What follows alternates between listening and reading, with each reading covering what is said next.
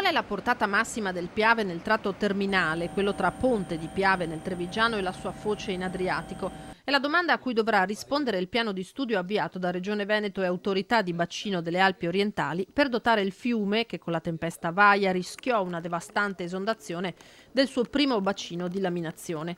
Un anno fa l'alveo riuscì a contenere 2500 metri cubi al secondo. L'obiettivo è quello di fare in modo di capire quanta ne possa passare in più con dei lavori di ricalibratura dell'alveo o di leggero innalzamento degli argini, e questo ci consentirà anche di sapere se e soprattutto quanti interventi a monte saranno necessari per trattenere i colmi di piena sul Piave. Stiamo facendo dei ragionamenti sulle grave di Ciano, però abbiamo la necessità di capire prima precisamente quanto sarà la portata massima transitabile sul tratto terminale. Un bacino di laminazione da 30-35 milioni di metri cubi per il quale la Regione ha ottenuto solo a fine 2018 i fondi necessari.